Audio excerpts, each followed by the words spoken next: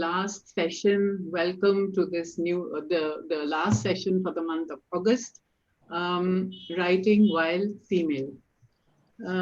August has been a wonderfully rich month with conversations that have ranged from Annie Zedi's prelude to a riot, which we had on, I think, the second Saturday once the month started. And then we had conversations on the story of the Sikhs and another one on growing up Jewish in India, and also on this book, which also brought to us, what it means to be Muslim in India. So, born a Muslim. All of them were illuminating, engaging, and confirmed once again that the strength of an inclusive, pluralistic society and nation, that is what actually India's strength.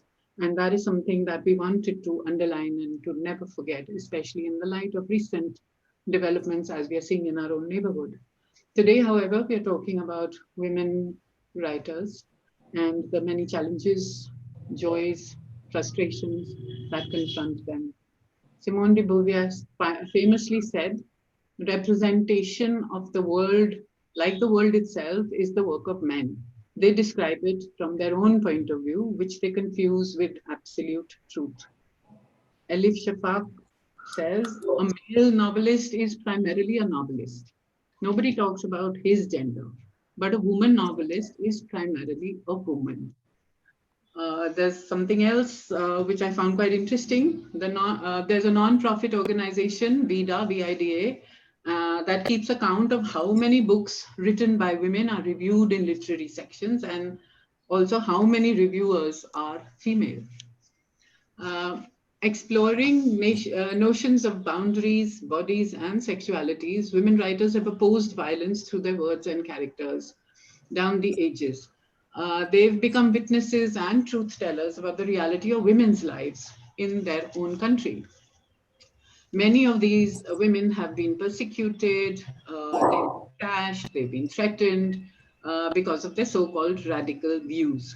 For me, women's writing has always been a part of my life. It has been illuminating and calling.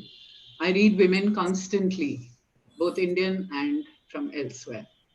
And in this bond of sisterhood, I see reflections of my own reality and my own identity. I learn about what chadars we are constrained to live within, the inner courtyards that keep us bound and imprisoned. And my own work as an editor at feminist publishing houses like Kali for Women and Zuban and Women Unlimited brought to me the riches of feminist literature. Reading a steady and ever-growing list of women's writing on diverse subjects, ranging from caste and gender, identity, politics, to the nation, to history, sociology.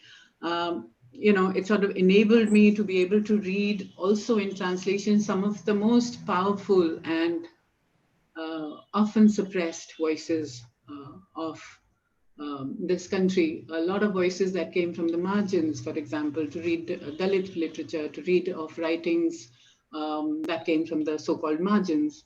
And all of these strengthen you in your daily fight against misogyny and patriarchy and tradition and ritual and conventionalities. So I think that this is extremely important, and this is what shall I say? We've been talking about freedoms through the month. And so this is one of the most important freedoms that we need to bring to the table and to discuss. And this evening, we're going to explore many of these questions. What do women write about, and what choices do they exercise without fear of consequences? What inspires them to write? Are they breaking boundaries, which may be familial, which may be societal? We've got a fabulous panel here with us this evening. Let me tell you a little bit about them. Madhavi Mahadevan has published 2 collections of short stories, an e-novella and novels, 2 of which are retellings of the Mahabharata stories from the viewpoint of its women protagonists. Jahnavi Barua's debut collection of short fiction was longlisted for the Frank O'Connor International Short Story Award, Her novel Rebirth was shortlisted for the Man Asian Literary Prize and the Commonwealth Writers' Prize. And her third book, Undertow, won the Best Fiction Prize in the Author Award 2021. Mani Rao has authored 10 books of poetry, 2 books in translation from Sanskrit, and a book of non-fiction called Living Mantra. She's worked in advertising and television in India and in Hong Kong. Shinie Antony has written short stories and novels and compiled anthologies like Why Don't We Talk or Why We Don't Talk, An Unsuitable Woman, and Boo, which is, I think, a collection of ghost stories, scary ones. Shinie is the co-founder of the Bangalore Literature Festival and director of the Bengaluru Poetry Festival. She won the Commonwealth Short Story Asia Prize for her story, A Dog's Death. And our moderator this evening is Anupama Bijur. She's been an editor and journalist for over 20 years with stints at New Indian Express, Society and Savvy, and also Femina and Bangalore Mirror. She's now on a sabbatical, filling up her days with watercolors and crochet and gardening. Welcome, everyone. Anupama, your bio reads the best. Envy. Welcome, everybody. Thank you. Let the conversation flow. Over to you, Anupama. Thank you, Preeti, and welcome to our panelists, a very illustrious panel, and also to our audience. Thank you for tuning in on a Sunday evening. Some of the panelists have been my friends for many years. Some I've discovered and gotten to know recently, and also a little more after reading all your books. And like Preeti said, this being the month of August, we're deeply conscious of the idea of freedom and the events in the last few days in our neighborhood and several events around the world and also in our own country of atrocities faced by women makes our topic very, very pertinent. So I'm going to start off, and I've been reading your books. Since all of you have so many books, we thought we'd narrow it down to your most recent, Jahnavi's Undertow, Madhavi's Bride of the Forest, Mani Rao's poems Sing to Me, I chose that, and Shinie's Girl Who Couldn't Love. So my questions will be around these books. But in all of these 4 books, each of you has addressed different topics. And do you feel free to write them? Do you feel fear of the consequences of addressing certain topics? Have you done some amount of self-censoring at all? That's my first question to all of you. Let's start with Jahnavi. Hello, and thanks for this wonderful panel. And I'm sure it'll be a great evening, all women talking about women's stuff. And to answer your question, Anupama, no, not at all. Not with the latest book, and not ever before have I felt the need to censor myself or to write to a certain kind of expectation. Fortunately, and I'm not sure how the rest of the panel feels, I feel perfectly free to write what I want to write. That's very nice. That's very nice. What about Madhavi? I read your book. It was such a lovely reading of, a retelling of these tales. So many lessons, so many takeaways for a modern generation even. And you've addressed a lot the idea of agency that women very rarely have with their own bodies. So how have you managed to do this? Do you feel a sense of fear, or do you hesitate before taking up topics? No, I think there is no sense of fear because, my novels have always been about women from the epics, women that we are familiar with and whose stories we know very well.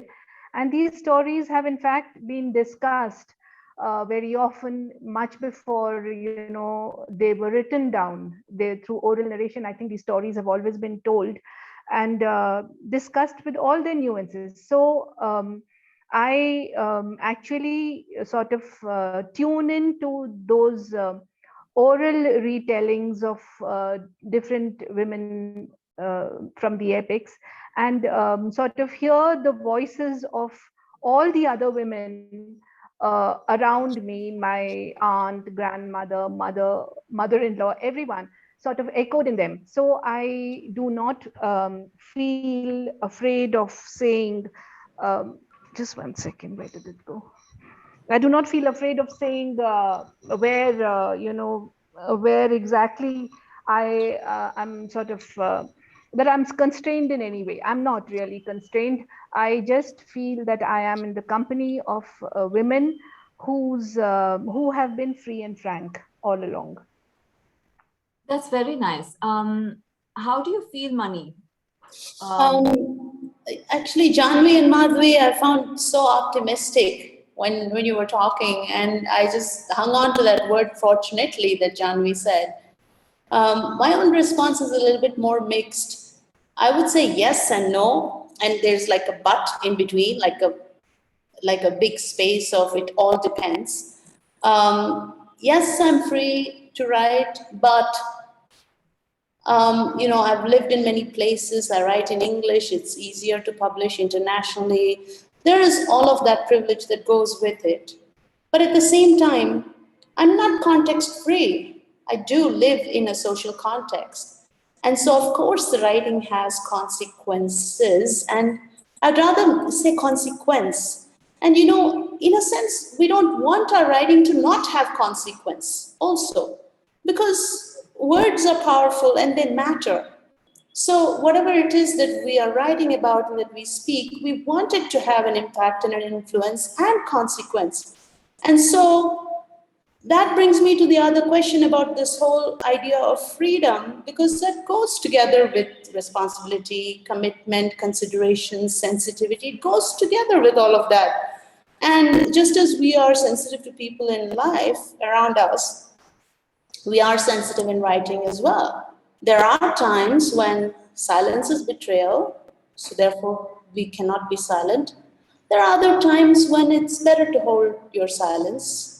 It all depends on the situation and the context. So I prefer to see the idea of freedom sort of through the lens of the Sanskrit word swatantra, that is your own way. And I would say that I feel I have my own way, but I don't think I have freedom without any clauses attached. What about you, Shinie? Do you wonder when you write about trolls? I know you're very active on Twitter. This is something that we've had to contend with in our lives, right? I mean, you can just put out the most banal of statements and then somebody takes offense to it. So has that ever, sort of self-regulated? Do you follow some of that? I think the faster someone take offense at something you've written, the quicker you arrive at your own Independence Day as a writer. See, writing it involves so much total honesty that you have to face your fears, both internal and external. But as you write, as you grow as a writer, by and by, what you learn is that everybody is not going to fall in love with you. So then that's okay. You're okay with that at some point. And a girl's got to do what a girl's got to do. Yeah, that brings me to the fine line between somebody critiquing your work and then somebody threatening you with dire consequences. Critiquing, I think all of us as writers are open, or we expect some amount of it, and we sometimes welcome it. Like Mani said, you can't write without impact, right?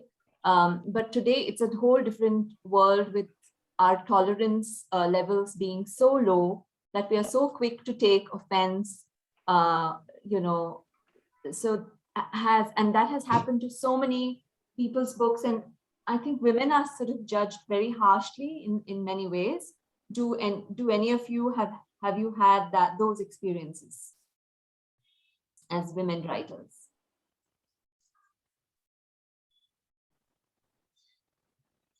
Fortunately, no. Who's first? I'm just, Jahnavi, you want to go first?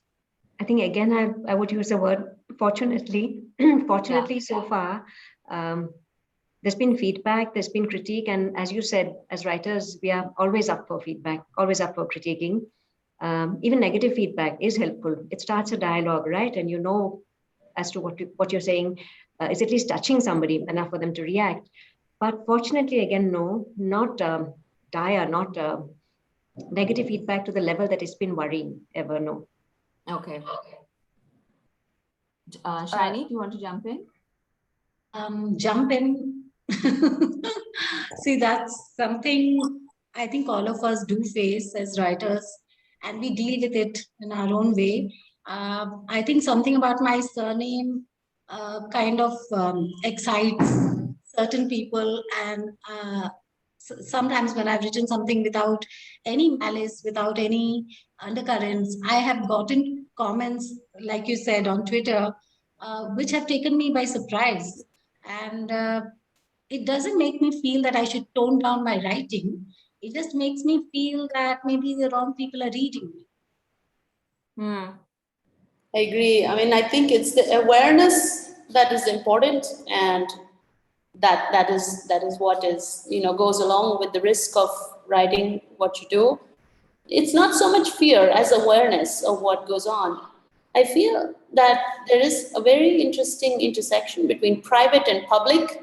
What happens is when you write, you're writing in a very private space, and then that space becomes public space, and that gets projected back onto you. So you live with it, and that's okay. For the idea of writing as a woman, what happens, I think, is every time somebody says something about censorship, I think, wait a minute, isn't life censored for a woman? There are things you can't do, the spaces you can't go, how you should look, how you should behave, the anecdotes you're not supposed to say in certain circles. Well, I'm not saying that men don't have cages, they do, but they have bigger cages, So, so it's complicated. It's very complicated. What about Madhavi? I mean, Yeah. you choose topics that is mythology, but also very, very sacred and it could be very touchy topics, right? When you're writing, especially about these characters. Yeah. Well, the truth of it is that one thing that I am constantly asked is, why are you choosing to tell something that is already known? To which my answer is that, as Preeti said right in the beginning, these are stories told by men, you see, most of the time. And well, Mahabharat, Vyasa, that's the authorship. Ramayana, it's Valmiki. So the thing is that you've heard these versions are out there, these stories are out there, but the women inside these stories have always been very silent. You only hear about them in discussions, which you have as women or whatever. So my answer is always that their voices have been muted. And right now is a great time, in terms of climate, environment, thinking, to bring these voices to the forefront. The other problem has also come, like as Mani said, from the public and private, the intersection of the public and private, where mythologies are owned by the public. The entire country treats the Mahabharat and the Ramayana as its heritage, and some people do take very strong offense to the idea that you are treating it like a story. I mean, this has happened to me, that once there was a discussion on my first novel, and a man walked in from the street into the gathering and said immediately that, I don't know why you keep saying the story, when it is not story, it is history. So treat it like history, and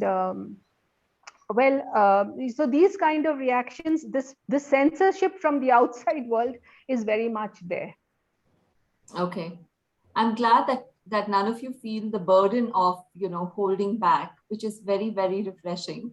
But let me move on to the next question. The choice of your characters, the periods in which they're situated, the geographies in which you write are also different. And I'm sure our listeners would love to hear about your writing process, how you craft your stories, your inspirations, how you write.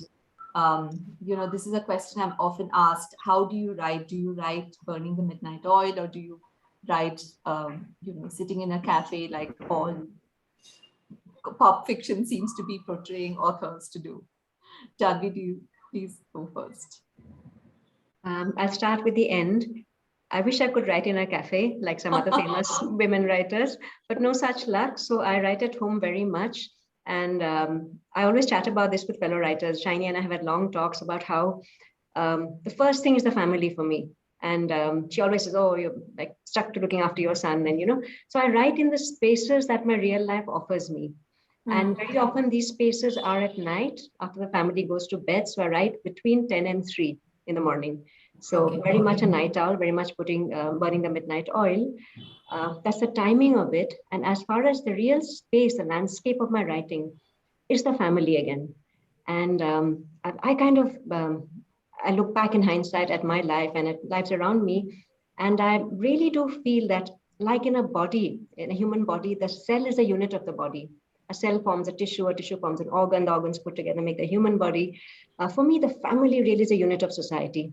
And everything that happens in society, from wars in Afghanistan to a bombing somewhere else, actually starts from the family. We go through the same politics.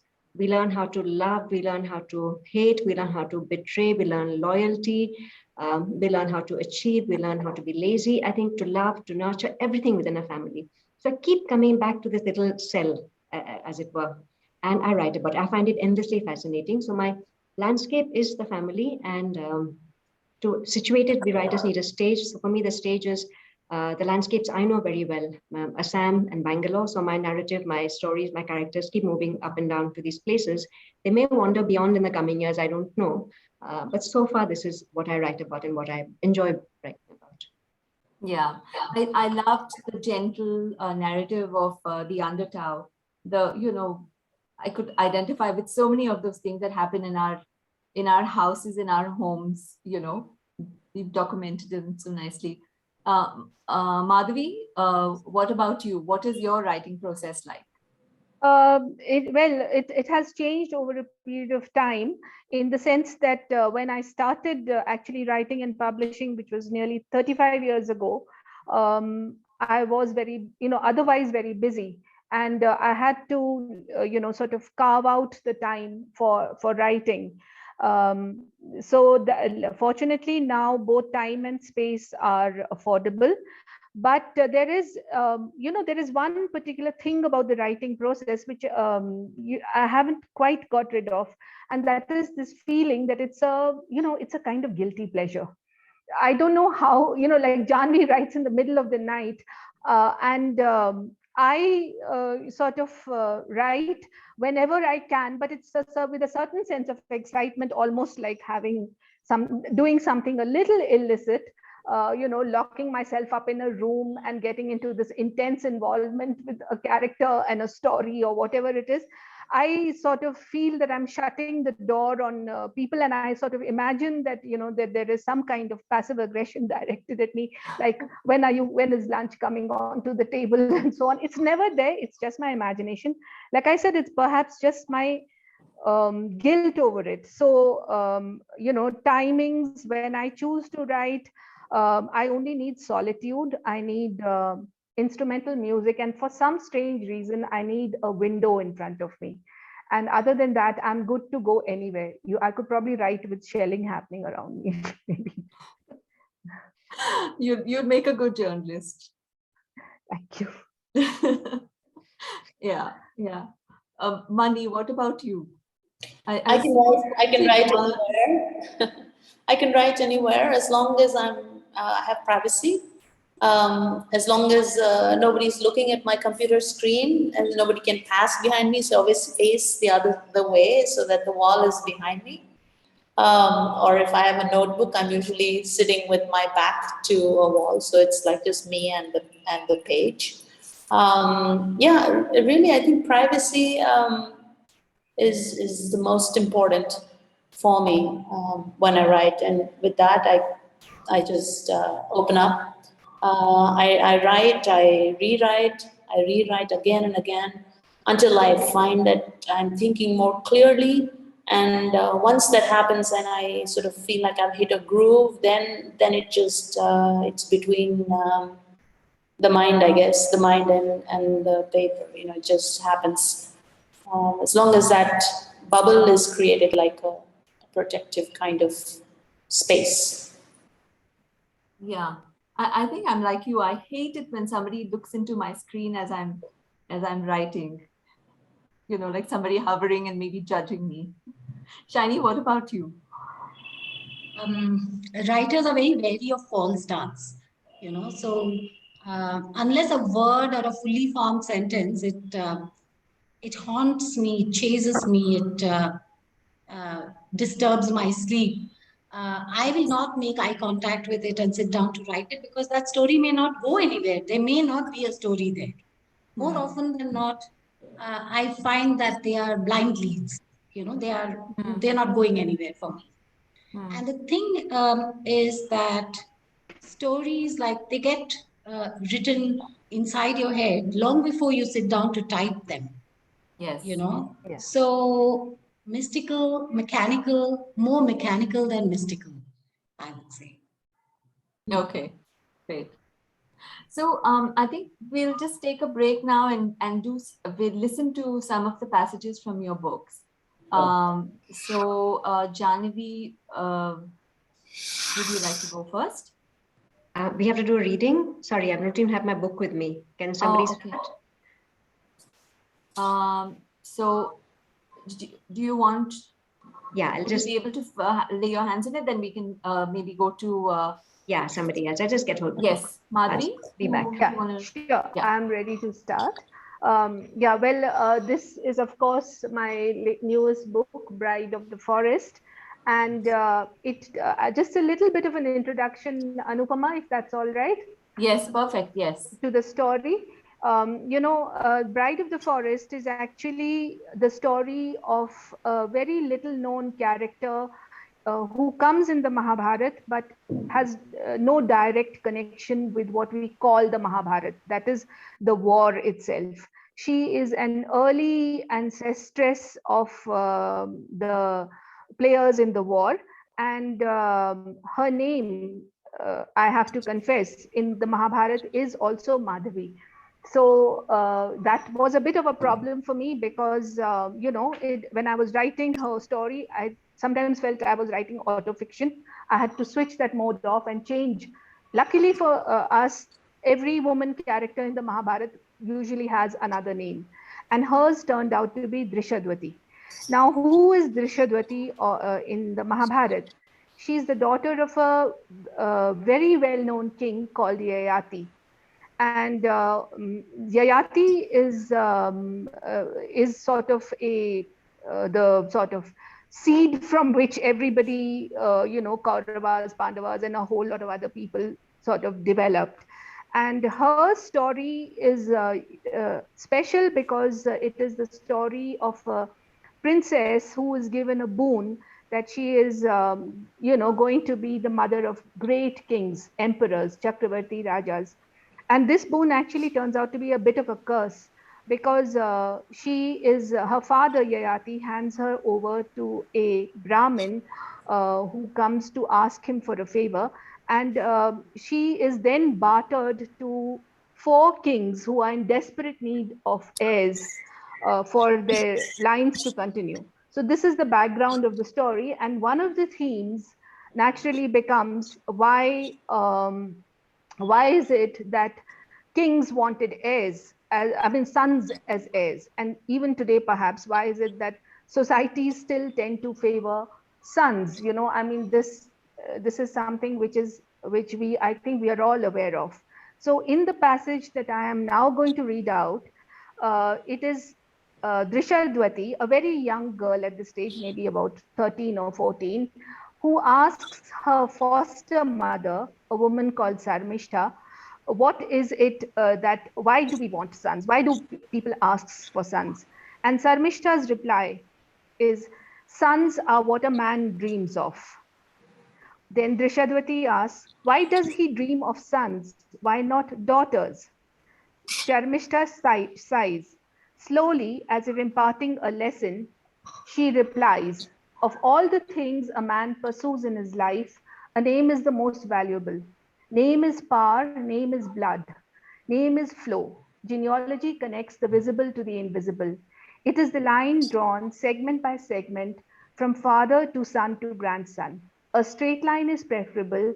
It is the arrow shot through the heart of time, the story carried forward, a fence against non-existence. Man needs the fence because immortality is denied to him. He is not a god. Thus he hungers for sons. And isn't this an irony? His body has no space in it to carry a child. Only a woman has the capacity for procreation. That is her fate. She must provide a man with sons, the perishables he needs in his pursuit of the imperishable. Thank you. Thank you. So like you said, she says once, she is renting out her womb literally to 4 of these kings. Yes. Why did this character appeal to you, and how relevant is she in our times today, in the light of surrogacy being so topical today? Well, I think she appealed to me because I sort of sensed that even the Mahabharata itself, the epic itself, is rather uncomfortable with her story. And this is in fact borne out by the number of times the story has been, it has been written about, like Chitra Chaturvedi wrote a novel called Tanaya, and Bhishma Sahani wrote a play called Madhavi. And this story, in all these stories, it is, the projection is that of a woman who is hopelessly exploited. So that, of course, is not anything new. I think most of us are aware of such stories. But in this particular case, the end of the story is very different from what one expects.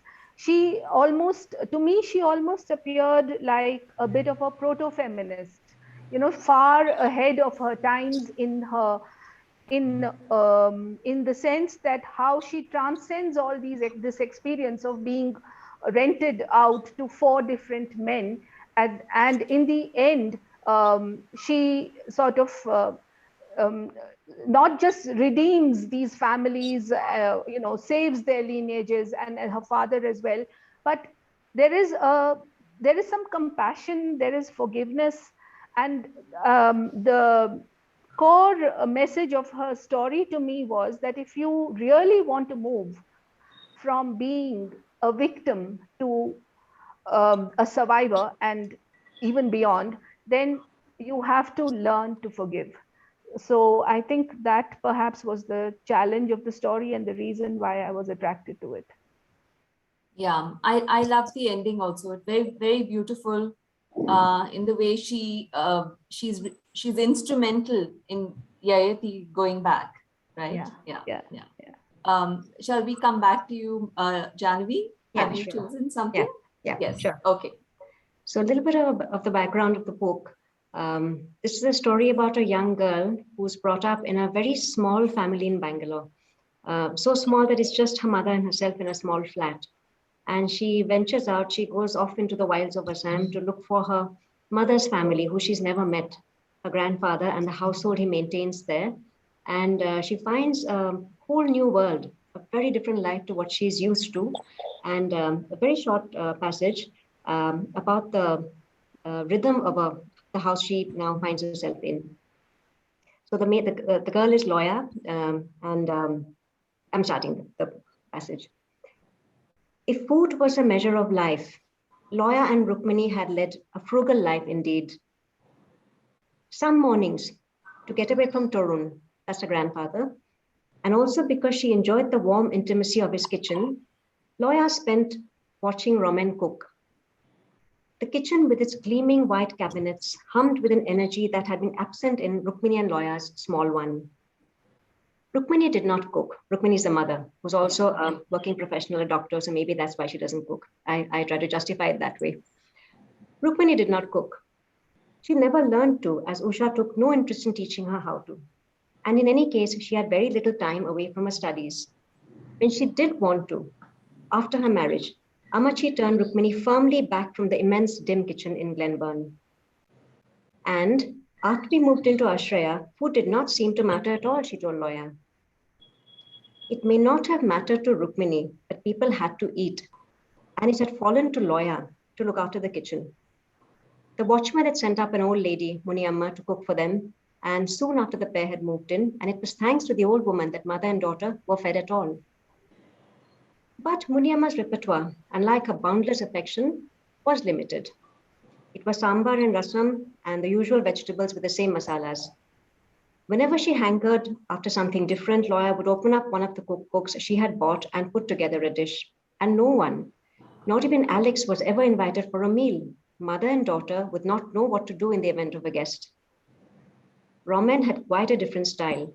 For a start, he cooked enormous quantities of food. After all, 5 people and now 6 ate daily at the Yellow House. And there was accompanying, often thrilling drama around the cooking. Sita, and sometimes Ramlal too, were co-opted into the preparations. Ramlal was given the more gruesome jobs, such as slaughtering the chicken and gutting and cleaning the fish. Sita peeled potatoes and chopped vegetables.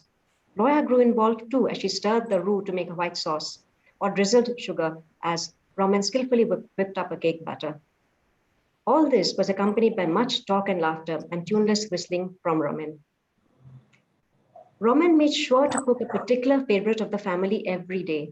One morning, he fried onion pakoras that made Sita blush with pleasure. Another time, he assembled a tangy chaat of potatoes and tamarind juice that had Ramlal yelping in delight. Torun, of course, was indulged. As befitting his royal status, his beloved fish was cooked every day in every possible way.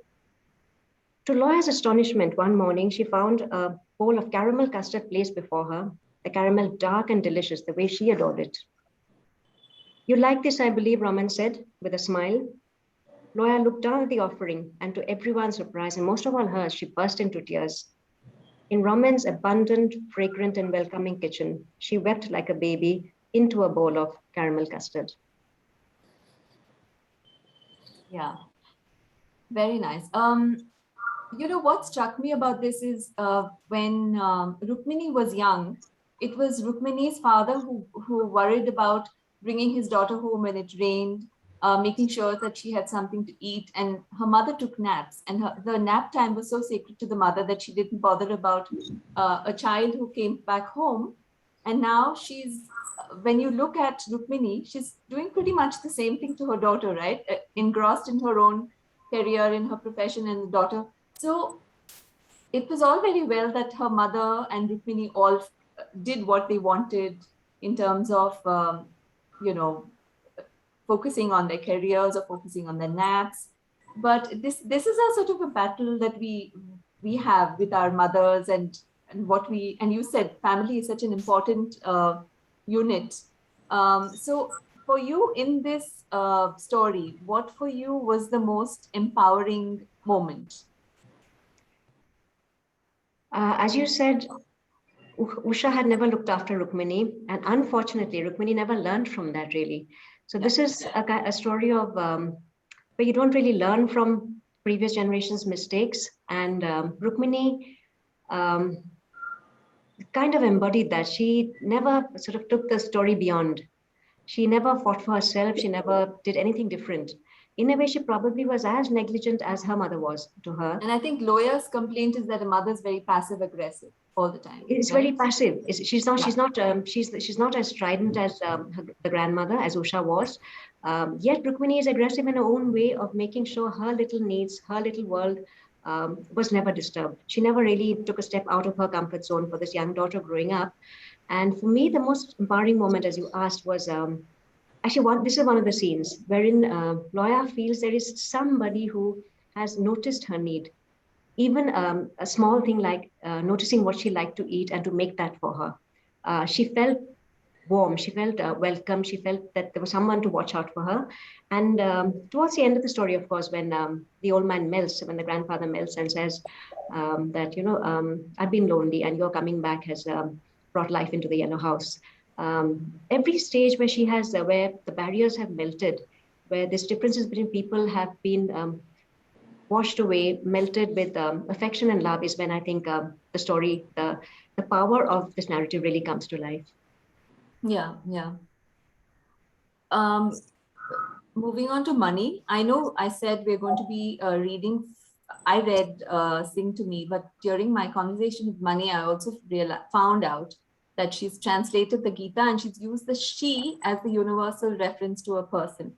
So Mani, I was very intrigued about this. So tell us how this came about, and in such a powerful book at that. In fact, Anupama, it was organic. In fact, it was not something that happened with a plan where I had thought for days or hours or whatever. The reason I say it was organic was that I was writing with the conviction that Krishna was talking to me. I was in Arjuna's shoes. And now you know that language is highly gendered, whether it's English or Sanskrit. And, it's got a deep history of male perspective, male voice, male authorship. So whenever a person is spoken about, it's always a he, And in the Gita, whether you're talking about yoga or diet or responsibility or activity, no matter what the human being is referred to as saha, that is he. So when I was there listening to this in Arjuna's shoes, listening to what Krishna was saying, everything was sa for me, that is she. And so because I took it personally, I translated it as she. And the thing is that if you object to people using the word he, they will turn around and tell you that, look, it's only a convention, it's just representative. Don't get hung up over it. And, I have the same response. What I've done is just representative. There's no need to get hung up over it. If that is good, so is this. He and she are equally fine. So yeah. I use she everywhere. And, I think on hindsight, I like it. After I had done it, I thought that feels right, because words have power. We have to stop saying male nurse. We have to stop saying female doctor. If we want to see the world transformed into how we think it is, then our language needs to be suitable as well, instead of inheriting something that is not relevant to our vision. So it was not a planned ploy. I did it organically, but I approved of it and I kept it. That's nice. Yes, I think language has to evolve. Language must evolve. And one of my favorite examples is, how we described women without children. We say childless woman, and now we make it a little more positive by saying child-free parents or child-free women. Yes. So it takes so little to change, from the point of being looked at with pity to giving the person choice. I think, yes, language has to evolve and we must adapt to it. Shinie, coming to you, I was telling Shinie yesterday this morning that I read her book late into the night yesterday, and it's a thriller which surprises you at every turn of the page. I've known Shinie for so long, and I really didn't think, somehow I couldn't connect the Shinie I know to the Shinie who wrote this story. But What made you write this book? I mean, I don't know. Most of the times I read thrillers are from Western authors. Do you feel that there is a sort of yawning gap in this genre in Indian female authors? What prompted you to write a thriller? You know, when people who have not read your book meet you and they want to pretend like they've read your book, they'll always tell you it was nice. And that's how you know they've not read your book, because you know what you've written is not nice. Yeah. Maybe when they pretend they've not read a male writer, they might say, awesome, man, because you know that could only be about NASA or killing a president, you know, something macro. Yeah. Whereas women probably wrote something, you know, and look at, you know, Madhavi's book. She's taken stories from, you know, mythology, and she's brought out all the tough questions in them.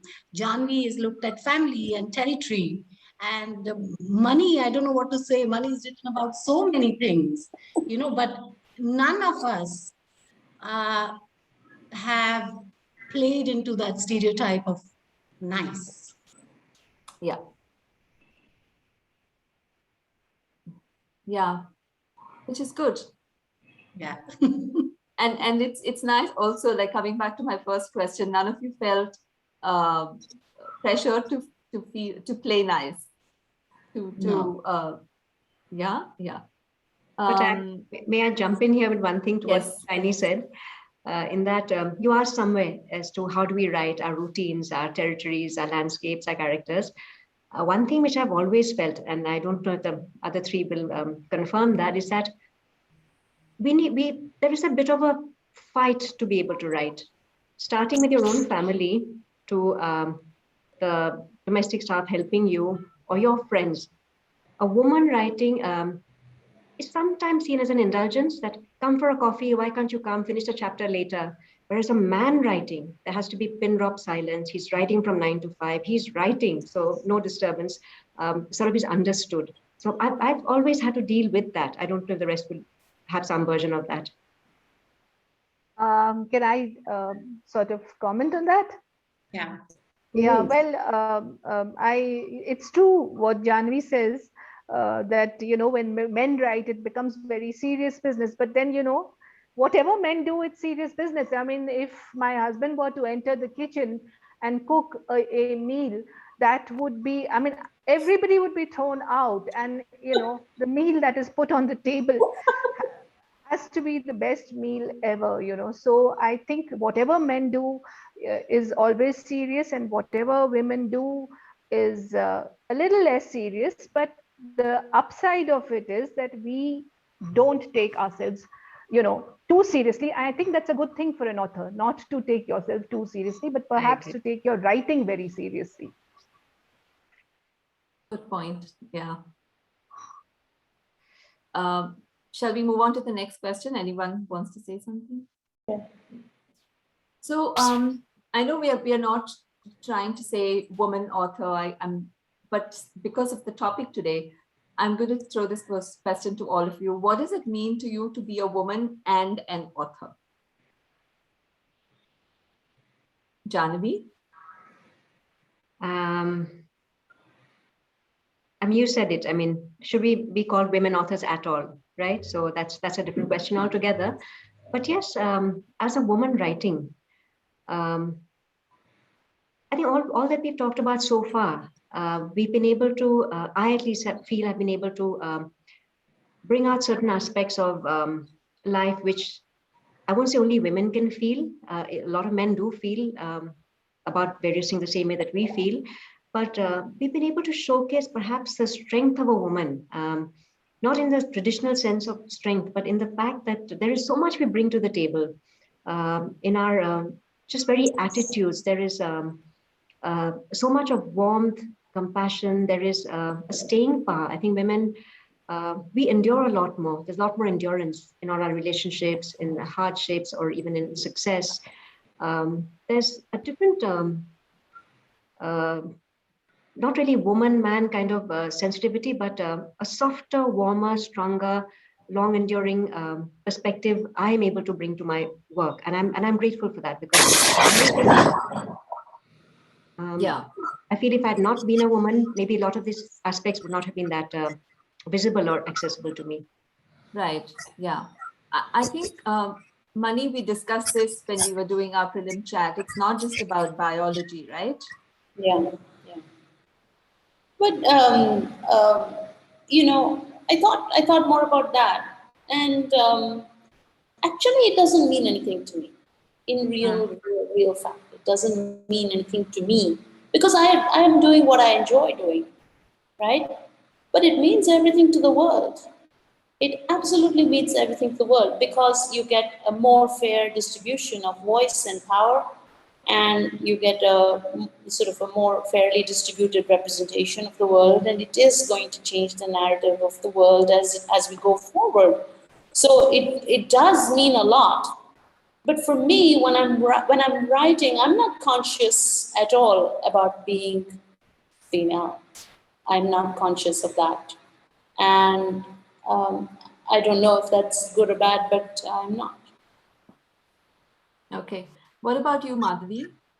Yeah, see, it's true that when I'm writing, I am not conscious of being a female at all, and I mean, in fact, I'm never really very conscious of being a female. It's just one of those things, one is a female. That's the end of the matter, But writing wise, because I have written from, my short stories are not really about female characters. They have been on diverse themes, and in fact, the first collection was entirely about a very male world. I just try and get into the head of the character, or rather, let the character inhabit my head, and male, female, or anything in between is irrelevant.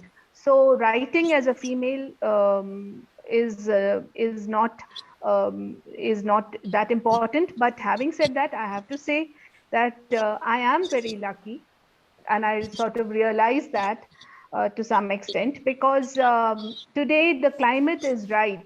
I mean, Indian publishing and readership and is has reached a stage where women writers are not anomalies at all, if they ever were, and their stories have become important.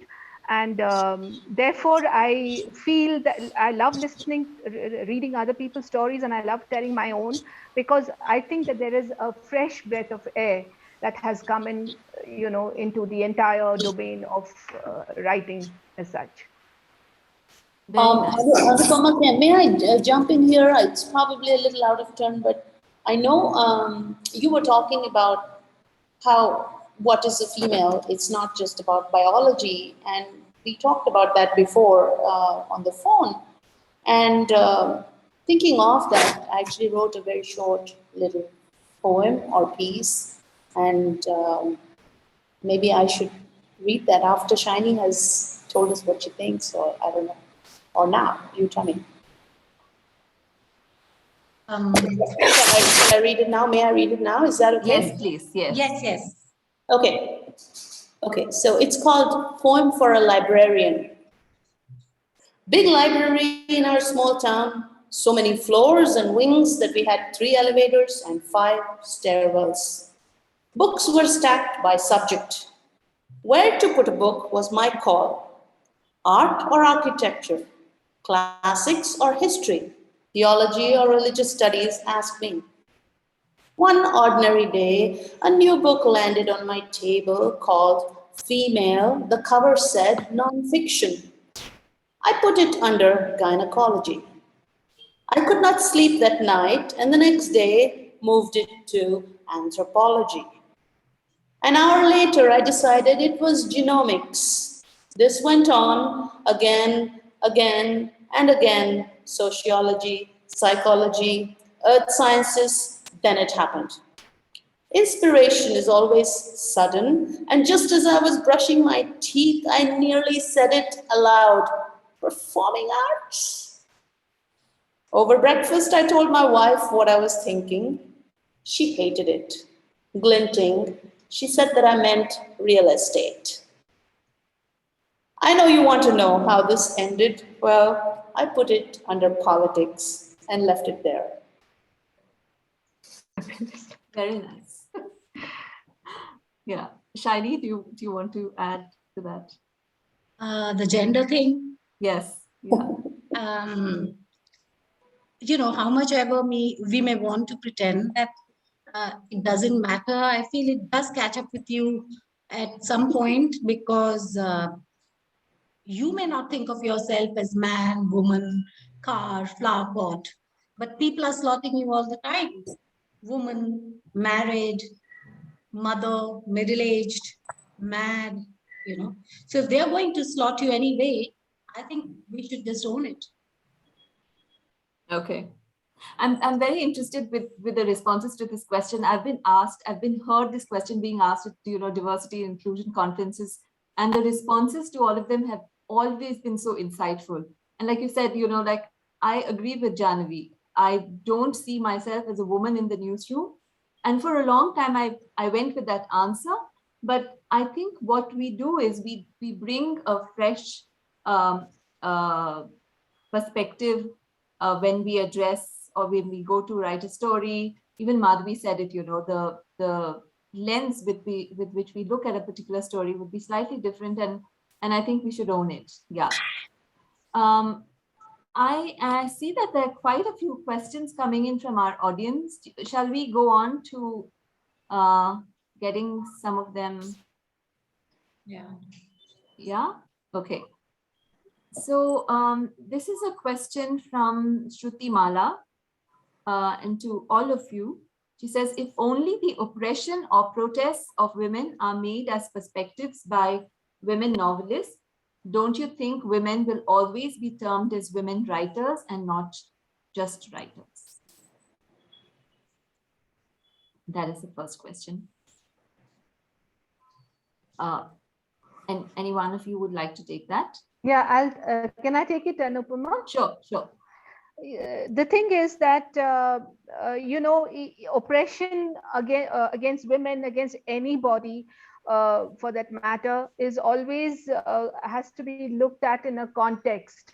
There is a larger context which is completely gender neutral. In fact, it is, I would say, it is very often you know, tending towards a sort of patriarchal mindset, or you know, a race divide, or something like that. So I don't feel that writing about oppression against women has to be always a narrative of, you know, which endorses, or not endorses, but which is to be seen as, okay, these are women's issues. No, these are everybody's issues, and they have to be read like that.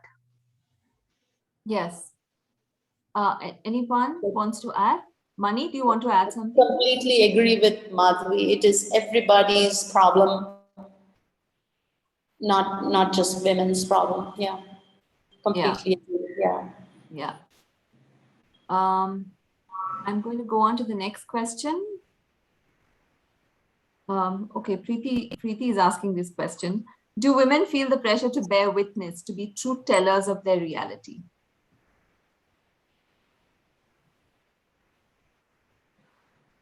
Who would want to take this? But we are. What do you mean pressure? And is that what you want to be writing about? Do you feel that it's a burden, like I have to write about this? Because I know Jahnavi would have grappled with, you know, also the tag of being a writer from the Northeast, or the, you know, Northeast writer kind of thing. So do you feel pressured that one must always write about a certain thing? So I'll jump in here, Preeti. There's no pressure really. You brought up the Northeast narrative because I write against the background of that. While there's no pressure, I think no author can really escape what's happening around her or him. So what's happening around us, it's just osmosis, just flows into, just seeps into the work really. So it naturally becomes part of it. And in a way, yes, we are the sort of, we do bear testament. We do record what's happening around us. And just jumping in, dovetailing in with the last question, in which I think a lot of us, I know I do for certain, definitely for certain, is that we also write about the male perspective. a lot of my short fiction has have the central characters who are male. And what I said earlier about not feminine or masculine qualities, but soft, hard. I would like to make it non-biological and say that these are the things we write about. I think writers all over write universally about compassion, warmth, things which are the positive so-called feelings that the world possesses. And even in my last novel, I struggled with it for a long, long time. Shinie is witness to that, in that there was a female character, the granddaughter, and a male character, the grandfather. And I wanted both voices to be equally heard. So it wasn't really a woman's story. It was a story of relationship of people really trying to come together. So I kind of answered 3 questions in one, but that's how I feel. Yeah, that's I think what that's also a, that's the next question that I see from Gurpratap Khera. Do any of you write from the male point of view too, essentially male stories, or are your writings essentially feminist perspectives? I write a lot of late. Yeah. Yeah. Sorry. So how easy or hard is it to write in the male voice?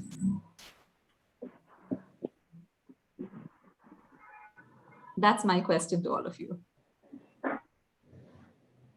Shinie, you go. That? Because I think in all your books you have you've given equal weightage or space to male characters as well. I know, Shinie, in your book, I think Rue takes up a majority of the space, but because the whole book is structured that way. But in your other books, you do have, I'm sure I know all of you have equal space or time given to your male characters. So how easy is it for you to slip into the mind of a male character? Can I take that? Sure. Or is somebody? Yeah. Well, it's the easiest thing in the world, to slip into the mind of a male character, because men are very articulate, and even if their opinions are not very informed, they still have opinions. Sorry. So all one has to do is listen. And, women we are very well trained when it comes to the art of listening. So if you listen, you sort of get the text, which is there out in bold, but you also get the subtext, which allows you to enter the male mind very easily. So writing men is quite simple. Oh, the years and years of being mansplained. Yeah. Yeah. Shinie, do you want to add something to that? The main time that I wrote from a male perspective, it was also a thriller. It was a murder story. So for me, it wasn't so much that he's a man, but I was like terrified of giving the plot away till the end, and making a case for murder, basically. So yeah, as Madhavi says, it wasn't very difficult, but actually enjoyed it a lot too, because I think at some point, your character transcends gender, and he's doing very human things, like he's being greedy, or he's being a killer, or he's trying to survive, and you really don't have to think of him as a man or a woman in terms of broader characterization. Okay. Mani, do you have anything to add to that? No, actually, I think the fiction writers probably have sort of more of a right to speak on this point. Although I can tell you something funny, which is that people often mistake me to be a man. I've had people tell me that my writing is muscular. Now, who says that about that? Like, is that about syntax, or is that like about something? Is there something in the language that has like a fitness to it? I have no idea. But also, perhaps it's just my name, Mani Rao, could be probably a man's name. So I'm often mistaken to be a man, and that's the only little funny. If it's just a name thing, then I think, I've been asked many times to bring my wife to certain occasions. Yeah, I mean, then I wonder about all those writers who started writing with pseudonyms, right? It's male pseudonyms. Like, did people really think that, did they find like muscular prose? I can't imagine the Bronte sisters' prose being muscular. Yeah. But I was also reading somewhere that there was some like anecdotal evidence about gender affecting publishing in the sense that your books get accepted. Yeah. Is that true? I've heard about that. Easier? Is there something like true? that? I don't know. Tell me. Do you feel that? We wouldn't know. We've always thought we were rejected because we were bad.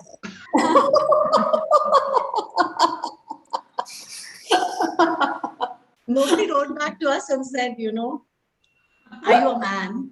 No, but I think Preeti said this in the beginning. Like, I'm not sure if somebody did a study on how many titles come out and how many of them belong to male authors and how many of them belong to female authors, because this is something which interests us a lot as journalists. How much time, or in a movie, how much time do women characters get vis-a-vis the male characters? So is it similar in publishing? Do male authors get published? Are there more male authors than female authors who get published? I don't know. Shinie should. When I put together the short story book, Why We Don't Talk, I had to consciously get male writers because it was kind of imbalanced, because there were more women writers than male writers. I don't know. This was, I think, in 2010 or something like that. But I don't think you'll have that problem today. I mean, if you were putting together a short story collection, you would get a whole lot, because Boo had, I didn't have to struggle in Boo to get like the ratio right. There were equal number of men and women writers for that, you know. But if you're looking at a certain kind of story, like for instance, if you want to write about divorce, if you're putting together a book on divorce or being child-free, or you know, some topic like that, I would say that there might be more women writers if you're going to count them out. Okay. Yeah, I would agree with Shinie, because I think if you know, single women is still something of a, but if a single, there's nobody writes, I mean, nobody is interested in the story of a single man, you know, somehow. We aren't, but a single woman story, yes. Why is she single, and you know, what's her story, and what's her, you know, is she a bit a spinster, or is she happy with her life? What is she doing? There are, you know, there is room, but a single man is a bore. Just, you know. He's just single because no woman would have him. Yeah, that's what I meant. He's a bore. Yeah, and I mean, you did talk about censorship and so on, or self-censoring what you write, or whatever, being conscious of what you're saying. So in this time where almost everything is on social media, and you know, all the trolling and everything else that happens, what about that? Do writers also fear that when you put your stuff out? Is there more of that happening now than earlier?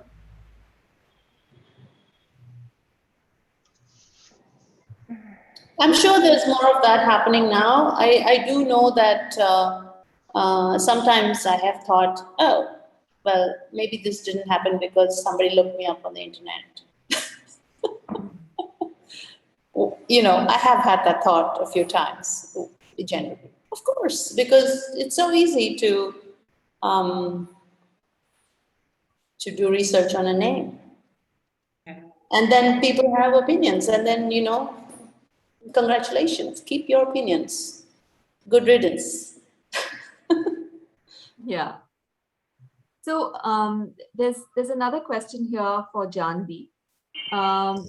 When you said you were talking about family and how that's your first priority, I want to ask Jahnavi why it's obligatory for either of the mothers to be caring. Is it exactly the kind of pressure that women isn't it exactly the kind of pressure that women don't need?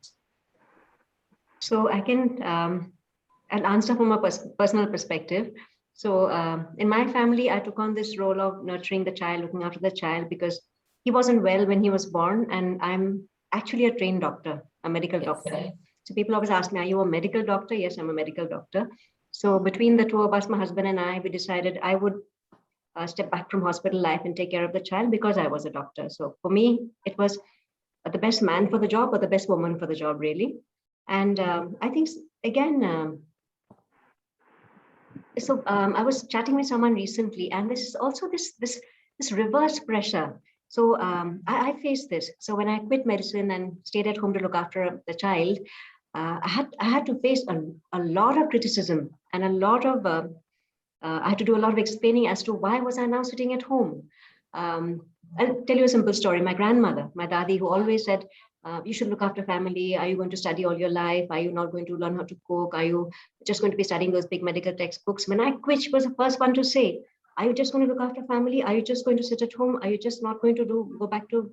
I realized then that you can never please anybody. And this is a very personal choice. And it should be the best person for the job, really. So had there been some sort of banking crisis, I'm sure I would have asked my husband to take care of it. This was a medical crisis in the family, and I took over the looking after. So no pressure, really. I think in each family unit or for every woman, it's a very personal, unique choice, really. Yeah, and I think it's up to us as to how we define caring, right? Absolutely. So yeah. Exactly. I mean, if you look around, I'm sure I know many families, many friends wherein the man is a primary caregiver. He's at home. He does his calls from home. He's a fantastic cook. He's great with the kids' tuitions. He's great with the kids' sports. And the woman is maybe in Singapore. I'm looking after something there. So I think it boils down nowadays to really the best person for the job. And it has to be a very personal choice. And you have to be very motivated to really put yourself in that position. Yeah. One more question.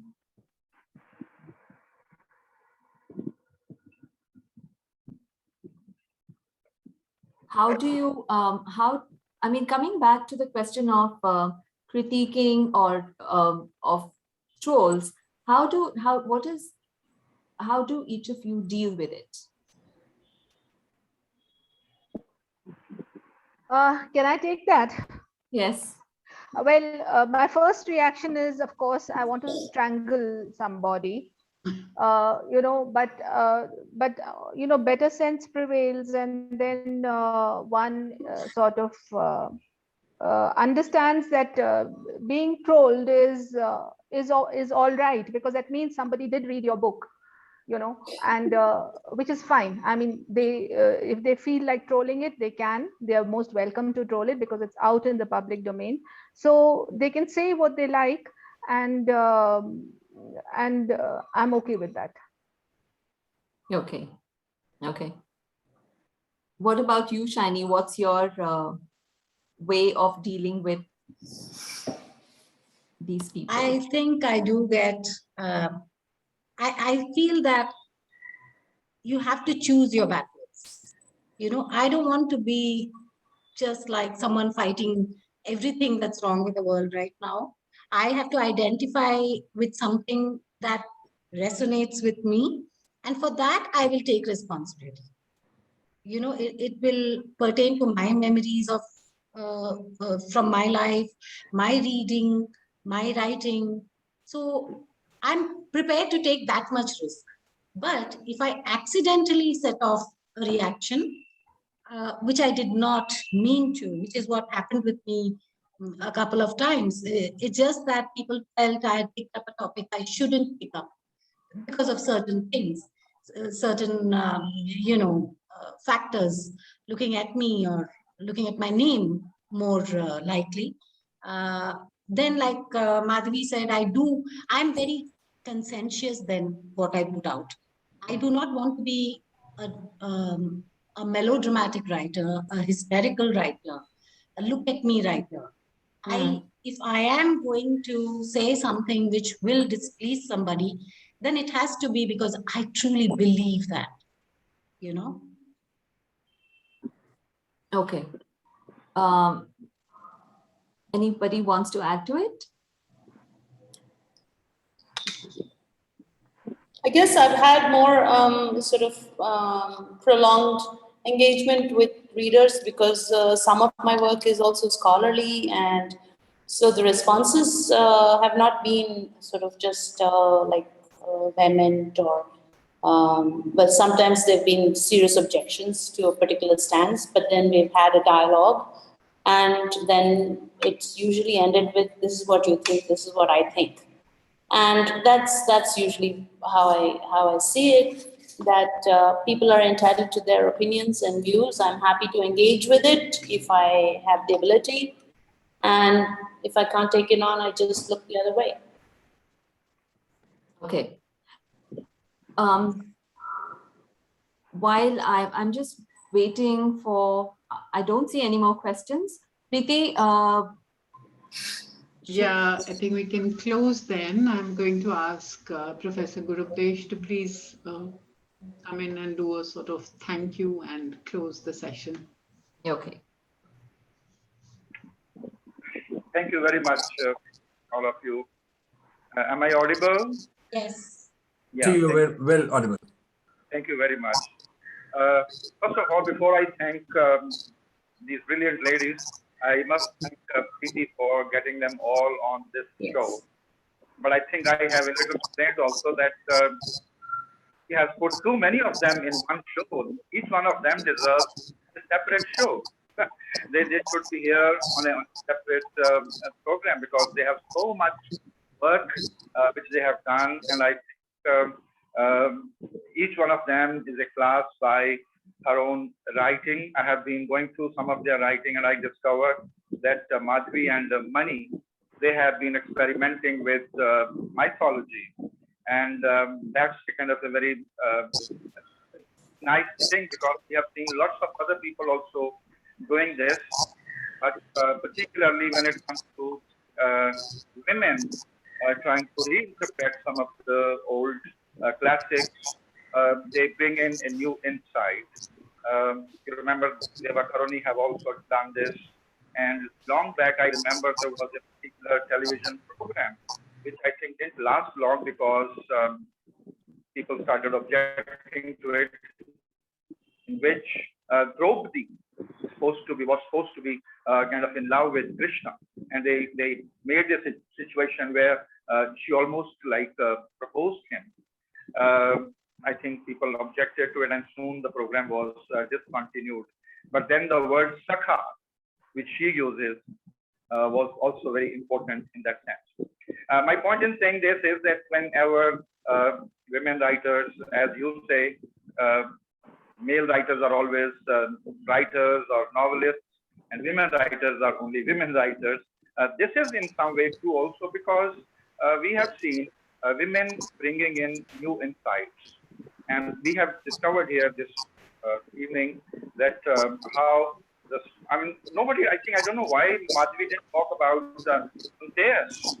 That is also one of her very famous books. And that also takes off from the, epic of Mahabharata. And I wanted Mani to talk more about Bhagavad Gita. When we are talking about, for example, women writers, she has produced something which is very unique. It has nothing to do, I would say, she has some kind of a gender in the story, but I would say, read the poem, you will discover it's an entirely, a wonderfully new take on the Bhagavad Gita. We have seen hundreds of translations. Everybody has tried to do that, and it's done in such a kind of ceremonious way. It is done in a very pious, abstract language. Here, he is doing it in a very advanced language which is, to my mind, very well spaced out even on the page. I haven't read much, but only the few things that I read, I was honestly thrilled.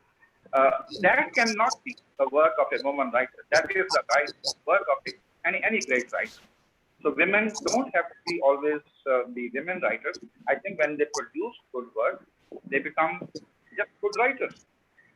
And I can I don't know why Mani was not able to read some of the things from her Bhagavad Gita. Mani, can I take the liberty of reading some of the lines from your translation? Sure, but you have to give me the opportunity to say something at the end of it, please. Okay. Look, this is Krishna speaking, and it's very beautifully done. It's very synoptic in terms of poetry. I was never not and never won't be. You too and them. You change in this body from child to adult and decrepit, and you change into another body again. Sensations, cold heat, pleasure, pain are mortal. They come and go. Stay unruffled. By them, get ready for immortality. If it isn't, this is my favorite part. If it isn't, it isn't true or real. What you call reality is really virtual reality. Your reality is materiality. Look at this. And then she's using the word, the algebraic equal to, but I'll read it as is. Material is changeable, is mortal, is untrue, is immaterial. Look how material turns into immaterial. It seems as if, but there is no truth in fiction. I'll stop here just to tell that these lines are only produced by any great thinker, any great. Only this is nothing to do with any woman or any other writer. Similarly, I think others have also done. I've been able to read some of their work, and they, in their own way, present a wonderful stories of human relationships and the way I think man and woman can live together. My thanks are, of course, due to all of the four speakers and the moderator, Anupama. I think she has been able to done it very well. My only wish is that we could give you more time, because we would like to speak some of your works, and we would like our listeners, our audience to know more about what you are writing and what you are doing. Thank you anyway for being with us on the Madha House. And I guess I was a little intrigued when I listened to Madhavi saying that she gets this feeling of guilt when she's writing. That's an interesting thing. Is that a bit of patriarchy in you? Is that the patriarchy? Yeah, I would say I don't.